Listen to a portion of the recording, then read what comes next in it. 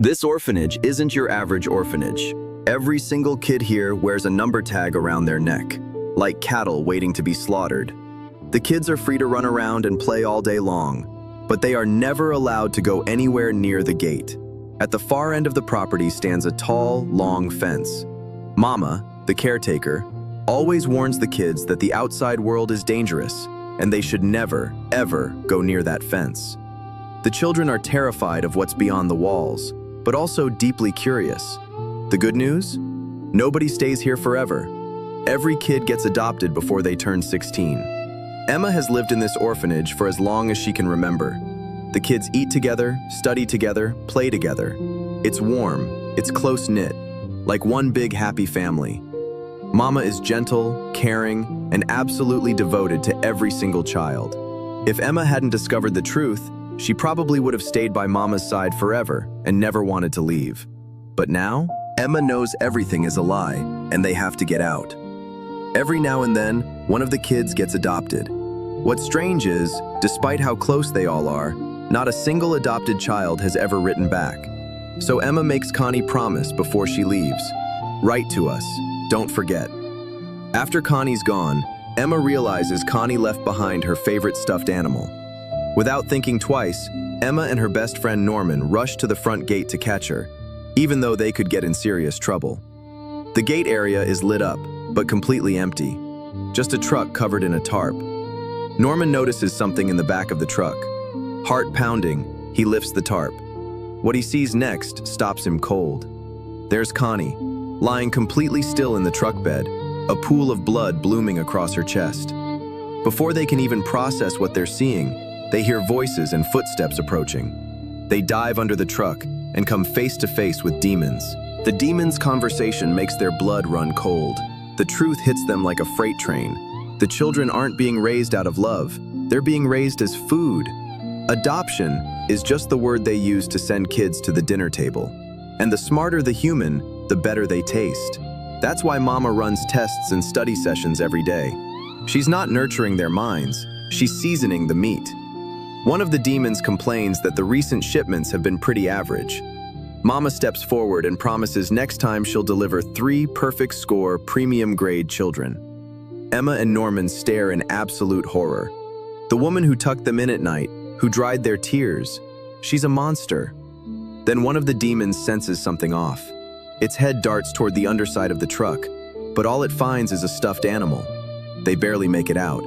But staying here any longer means becoming someone's meal. Emma breaks down crying, and through her tears, she and Norman make a vow. They're taking every single kid out of here. The moment they step inside, they run into Ray, the 3rd perfect score kid in the orphanage. The 3 premium items Mama was talking about are now standing in the same hallway. Emma and Norman can't bring themselves to tell Ray the truth. They just walk past him in silence. The next day, during playtime, Emma and Norman sneak into the forbidden zone and cross the fence for the very first time. They spot a massive wall in the distance. At first glance, it looks like a rope could get you over it easy. Spoiler, it's way more complicated than that. When they get back, they find that one kid wandered off. Mama doesn't even flinch. She pulls out a pocket watch, glances at it, and immediately pinpoints where the missing child is. Emma and Norman clock it instantly. That watch is a tracking device.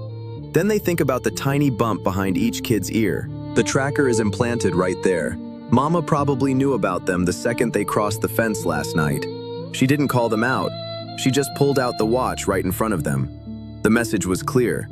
Even if you know the secret, you're not going anywhere. Mama still smiles, still tends to every child with the same warm hands. But when Emma looks at that smile now, it sends a chill straight through her soul. The grounds are lush and green, streams trickling through like something out of a fairy tale. But Emma knows the truth. This place is hell on earth.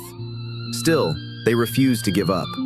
Deep in the forest, they start secretly stockpiling rope for their escape. That's when Ray catches them. But here's the thing. Ray hears the truth and doesn't hesitate for a single second. He's in. And better yet, he can build a signal jammer to block Mama from tracking the kids. Just as their crew is getting stronger, Mama gets backup. HQ sends a nun to assist her, but Mama tells her to stay back and just watch. Don't interfere with the kids' daily lives. With a spy in the house, breaking out just got a whole lot harder. Ray's first instinct is to only take the older kids. Taking everyone is too risky. Emma refuses. Nobody gets left behind. After going back and forth, the three of them land on a plan. Use daily game time as cover to secretly train the kids in escape skills. Mama won't suspect a thing.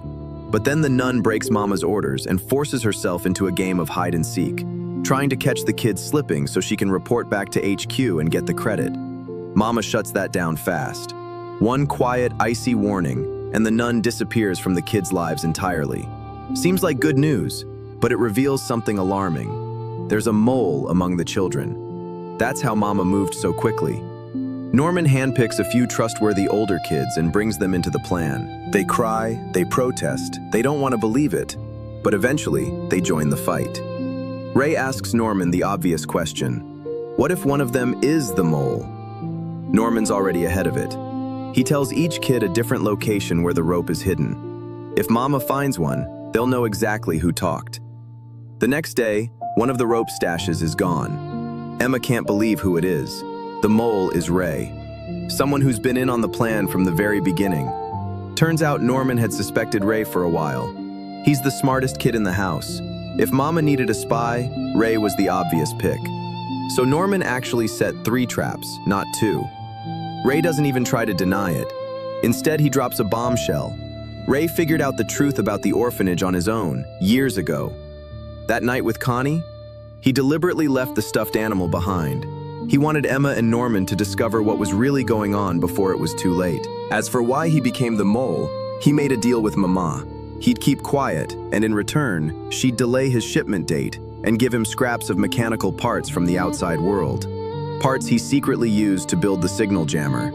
He's been playing the long game this whole time, all in service of one goal, breaking out. With the truth on the table, the 3 of them push forward. Ray keeps feeding Mama just enough to maintain his cover, while quietly plotting with the others. Then the nun appears out of nowhere behind all 3 of them. She heard everything. They brace themselves. But instead of threatening to snitch, she offers to work with them. As proof of good faith, she pulls back her collar to reveal a number on her neck. She was once a child of this farm herself. Then she points to a scar on her chest, a chip embedded inside her. If she ever leaves the farm, she dies instantly. Her goal isn't escape, it's a takeover. She wants to replace Mama and run this farm herself. If she helps the kids get out, Mama takes the fall for losing them, and the nun steps in to fill the vacancy. She pitches the deal and walks away, cool as ever. The kids talk it over. They don't trust her for a second, but they're willing to see what intel she can offer. The nun tells them the story. Long ago, humans and demons fought a brutal war. Both sides were exhausted, so they signed a peace treaty, no more fighting. As part of the agreement, humans would hand over a portion of their own kind to the demons. These people became livestock, farmed, bred, and eaten across generations. There are farms like this all over the world, but security is surprisingly minimal. After all, one little tracker is enough to keep every child in check. The kids take the information and leave. They have zero interest in partnering up. The nun realizes she's been played. She suspects they've already built a signal jammer, so she threatens them. Find me proof, and I'll have you shipped out immediately, and pin the whole failure on Mama. Meanwhile, Ray finally gets his hands on the last component for the jammer, hidden inside a camera. The kids crowd around, snapping pictures and goofing off. While everyone's distracted, the nun slips into the kids' room and starts tearing it apart looking for evidence. A child spots her and runs to get Emma. By the time everyone rushes back, she's gone. Emma spots the little stuffed pig that's been messed with and smiles. The jammer is hidden inside it. The most dangerous hiding spot is the safest one. But the nun isn't dumb. She doubles back, picks up the pig again. She's seconds away from catching them red-handed. When Mama walks in with an urgent recall order from HQ, the nun is needed at headquarters, immediately. Crisis averted. What the nun doesn't know, as she walks out that door, is that the order is a death sentence. When the blood blooms across her chest, tears fill her eyes. But there's a quiet smile behind them. She hopes the clues she left behind are enough to help those kids make it. With the nun gone, The kids finally have breathing room to finalize the escape plan. Ray keeps Mama occupied. Emma and Norman scout the escape route. If anything looks wrong, the other kids signal them to fall back immediately. But Mama isn't blind to any of this. She's already figured them out. She moves first and locks Ray up. Then she heads straight for the wall. Emma and Norman see, for the very first time, exactly who Mama is. A woman who can whisper, "I love you," with a smile on her face while snapping Emma's leg without blinking. Emma's scream stops Norman cold. But Mama doesn't touch Norman. His shipment date is coming up. He can't be damaged. This confrontation is a devastating blow. Ray's cover is completely blown. But they still refuse to let Norman become demon food. Ray hands Norman the signal jammer, the only one they have, and tells him to run. He and Emma will figure out another way. The next day, under the cover of the group game, Norman slips away to the wall. He scales it, and for the first time in his life, he sees what exists beyond these grounds. Mama notices Norman is missing. She reaches for the tracker. Before Emma and Ray can even feel relieved, they see Mama looking up with a calm smile, and Norman walking back through the gate. They're stunned. Why would he come back on his own? Back inside, Norman explains. When he climbed over the wall, he found cliffs. Deep, sheer, impossible to cross. There was no way out in that direction. But he walked the entire perimeter of the wall and mapped everything out. Straight across from the orphanage, demon headquarters, and connecting it to the outside world. One single bridge, the only escape route. Getting across that bridge is going to require a whole new plan. And Norman hands the jammer back to Ray. He never used it, because from the very start, he made his choice. If he escaped, Emma and Ray would suffer for it, and every kid left behind would have a much harder time getting out. So he chose to be shipped. But Norman's sacrifice doesn't seem to help. Ray completely shuts down and stops engaging with the escape plan. Emma falls apart too, lost in grief and despair. Mama comes to comfort her and offers her a way out. Stop fighting, become the next Mama, and she'll never be shipped. Ever. 2 months pass in the blink of an eye. Ray's shipment date arrives. The night before, Emma and Ray meet in secret. The real plan is finally in motion. Because Emma never gave up, she just needed Mama to think she had. She secretly tasked the other kids with keeping everyone's training going, while she played the role of the broken girl. And Ray? He was busy too. He dug up a stockpile of gasoline. His plan: burn the orphanage down, create chaos, give Mama something else to deal with. To make sure it worked, Ray drenched himself in gasoline. As premium merchandise about to be shipped, Mama couldn't let him burn.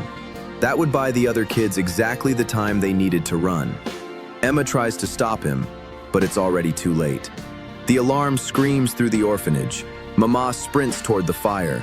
She finds Emma in tears in front of the flames, begging her to save Ray. Mama pulls out the tracker. Ray's signal is right in the center of the blaze. She grabs the fire extinguisher immediately. The fire is already out of control. She tells Emma to evacuate now, but when she turns around, Emma is gone. Mama finally realizes she's been had. She takes off running, furious. This was all Norman's plan. He documented every single detail using the nun's pen. Norman had spotted Ray's gasoline stash long ago and knew exactly what he was planning. So he told Emma how to build a decoy, extract Ray's tracker, and place it in the dummy. To Mama, it looked like Ray was trapped in the fire. And Emma had already told every kid the truth. Right now, every single one of them is sprinting toward the wall. Ray suddenly realizes the little ones, the babies, the kids under 4, are still back there. Emma tells him, kids under 6 don't get shipped. They're safe for now. She promises to come back before their time comes. And those little ones? They agreed to do their best to slow Mama down and wait for their return. The whole group clears the wall, and then the alarms explode. Mama's already called HQ to lock down the bridge, but Emma doesn't even flinch. She pulls out Norman's plan. Norman had thought through everything. Everyone would assume they'd head for the bridge, so Emma thought in reverse. The plan marks the spot on the cliff face closest to the wall. That's where they're crossing. A kid swings a rope to the other side. It catches on a tree. One by one, they pull out hangers they brought for exactly this moment, hook onto the rope, and slide across the gap. Smooth, fast, disciplined. Every single one of them trained for this. Ray is speechless. On the other side, Mama finally realizes they were never going for the bridge. She reaches the wall just in time to find Emma, the last one still standing on top. Mama is genuinely stunned that they made it this far. She tells Emma the truth about herself. She was once livestock, just like them. When she was young, she fell in love with a boy and watched him get devoured right in front of her. She found out the truth and tried to run, just like Emma. But when she reached this wall, she understood. There was nowhere to go. Demons everywhere. Inside the walls, outside the walls. No escape. So she made a decision. She would become a mama. She would keep the children alive as long as possible. She would make sure that however much time they had, it was filled with love. She warns Emma, the world beyond this wall is not what you're imagining. Demons are everywhere. Even if you escape the farm, you're just running into more danger. Then she pulls out a knife. One more step, and she cuts the rope. Emma doesn't move, but not out of fear. She's already figured it out. Everything Mama taught them. How to read people's next moves. How to trust each other completely. How to love each other fiercely. How to be strong. Mama did it on purpose. Because deep down, she wanted to raise children capable of actually escaping. Mama watches her children disappear one by one into the unknown. Her hand never moves toward the rope. Through tears, she lets them go. And she turns to face the fate that was always waiting for her, without a single trace of fear.